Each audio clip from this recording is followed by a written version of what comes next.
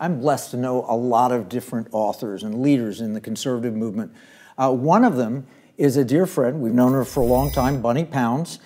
She has a new book out titled Jesus and Politics. One woman's walk with God in a mudslinging profession. It's got a foreword by James Robison. It's been featured on the stream in so many wonderful places. It is a pleasure to have Bunni here in the Economic War Room to talk about her new book. Welcome, Bunni. Well, it's great to be with you, Kevin. Really appreciate you and Marnie so much in my life. Well, you know, full disclosure, I need to tell you, Marnie is on the governing board of Christians Engaged, and I'm on the advisory board. We have been since the beginning, and Bunni, you came into the studio of Economic War Room and said, hey, I've got this idea. And here you are, you've got a new book out. Tell us, what is the story of Jesus and Politics? Well, really, it's just about me, a homeschooling mom that said yes to God and said, I will be obedient and step into politics, not knowing where that was going to lead 20 years later.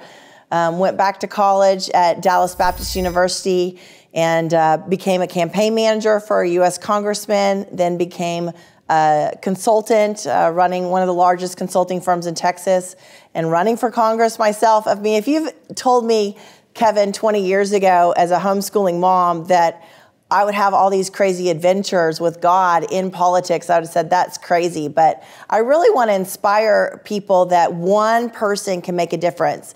One person with an elected official can make a difference. One person advocating for a piece of legislation can make a difference. We all have a part to play in this great republic. You use the term, you know, campaign manager. It was not just your average congressman. This is a leader in Congress, and you were, as a result, connected to the future vice president and so many other amazing, I mean, you can't go into Washington, mention the name Bunni Pounds and have people not take notice, because the Hensherling, Congressman, he was a big deal. Yeah, he was conference chairman under Speaker Boehner, and then became chairman of financial services, dealing with everything housing, banking, and insurance in this country. So, yeah, it was an honor to learn lots of economic policy through him as well. He's one of my political mentors. And then when he was retiring, you started to look for someone who could take his place, right? And tell how that went from there to you being a candidate.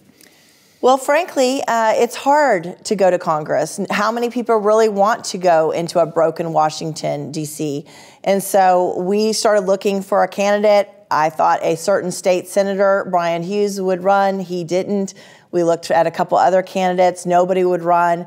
And all of a sudden, we had the fourth most liberal Republican in the Texas House running for my boss's seat. So at the end of that, I'm like, what am I doing? And like this mama bear instinct kind of hit me, you know, to protect the people I loved, and I'd served for 10 years in that district. And so I showed up at my boss's front door and told him, I'm running for your seat. I need your endorsement.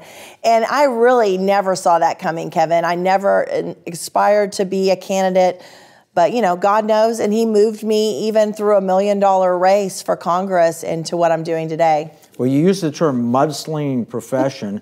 I mean, you had to see it up close and personal as the mud was slung at you. Yeah. Yeah, I mean, I don't think anybody prepares you for $1 million spent against you and your family. The TV ads, the radio ads, the mail pieces. You know, I was a swamp creature, a Washington insider, different things that they try to put you on labels because, I worked for members of Congress. I raised money for members of Congress.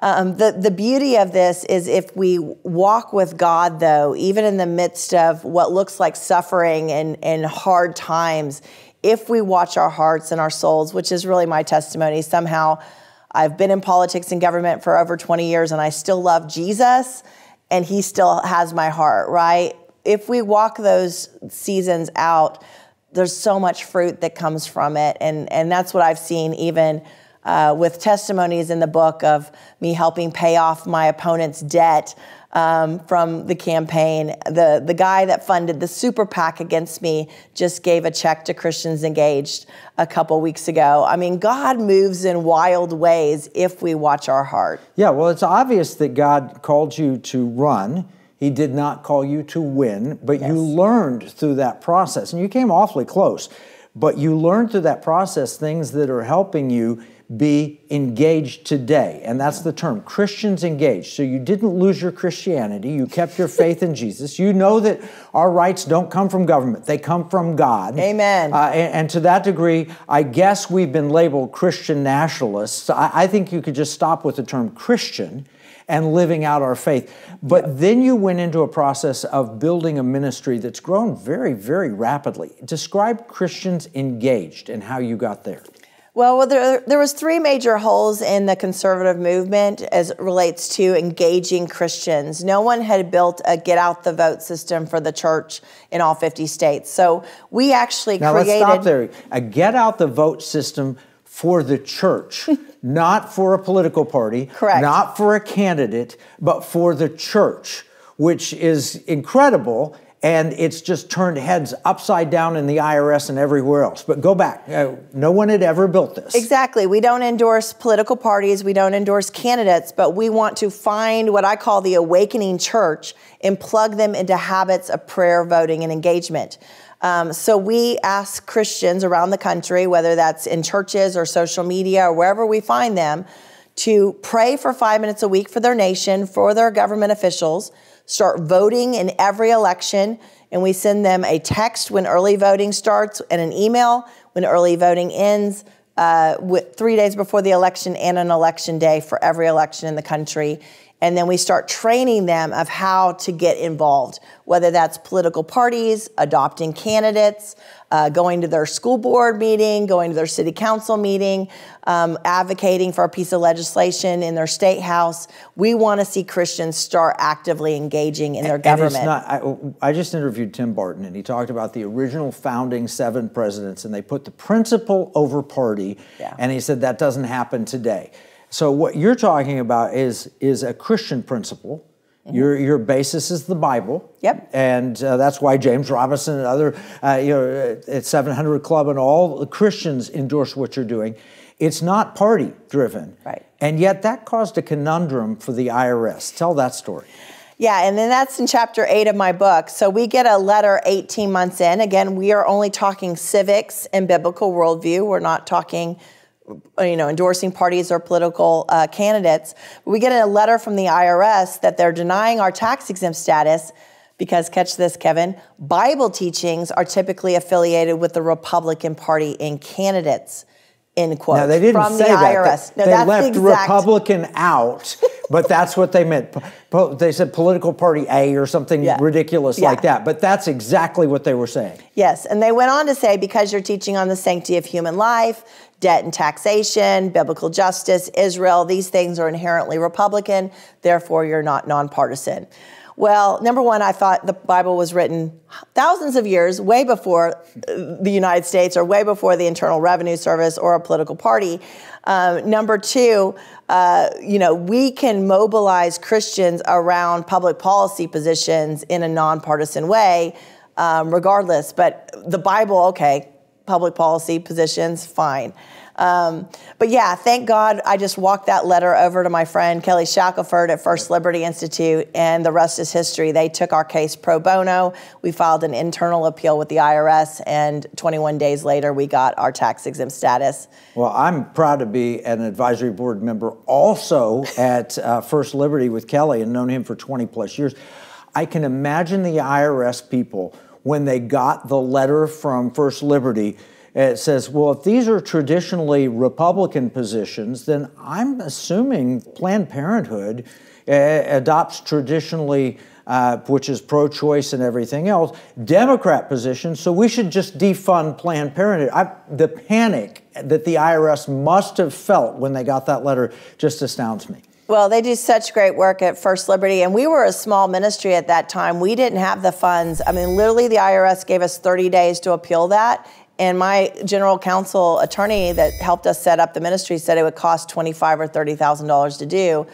I didn't have those resources, and because of that, First Liberty taking that case, we became a national story, and all of a sudden thousands of people around the country are going online, taking our pledge to pray, vote, and engage, and we had to come up with a 50-state get-out-the-vote system. So it really took a Texas ministry and made us national. Yeah, well, you want the lawyers that won 4 Supreme Court cases in 1 year on your side, and you've got them, and that's phenomenal. Yeah. So Christians Engaged today, what is it and how can people get involved? Yeah, well, step 1 is to take our pledge to pray, vote, engage on our website. Again, we're not going to overwhelm your inbox. We'll send you a pray, vote, and engage email every Monday, and then you'll get voting reminders. And the website is? Christiansengaged.org. Christiansengaged.org. But we want to help every Christian start building these habitual parts of their life that really should be discipleship, Kevin. When Jesus becomes Lord of our life, he should become the Lord of our life over everything we do.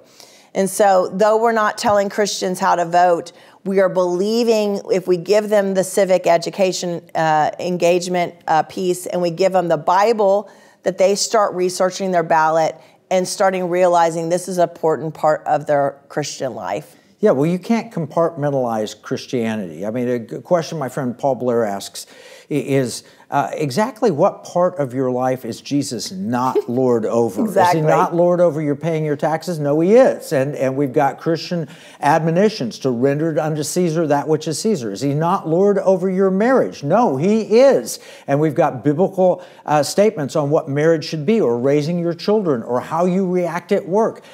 Christianity is something that is a lifestyle as much as it is our reason for living, our passion, our hope for salvation, everything. And so why should politics be excluded from that? Amen. And we've seen over 200,000 Christians now around the country get into our system where we can push them out to vote. We're building towards 1 million before the presidential election. But we also want to take a Christian that's like, you know what, I don't know anything. I don't know how to engage with government, and we help them with our on-demand video curriculum, like our On-Ramp to Civic Engagement seminar, and teach them how to start engaging. Because I believe, Kevin, there's leaders out there all over the country that if they can get just a little bit practical knowledge and education, they can be like me, the little homeschooling mom that testified in front of a platform committee, and now 20 years later is leading a movement to motivate Christians around the country. Well, and you had someone who went through your course that just got elected or just won a primary in Super Tuesday. Tell that. Yeah, so we had a young woman we scholarshiped to our Washington, D.C. trip last summer.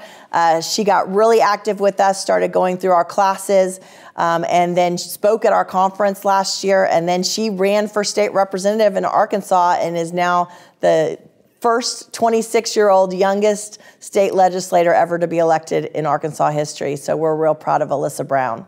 Yeah, well, one of the things people say is, I wish more young people would get involved. I wish more ordinary people, but it takes too much time. It's too difficult.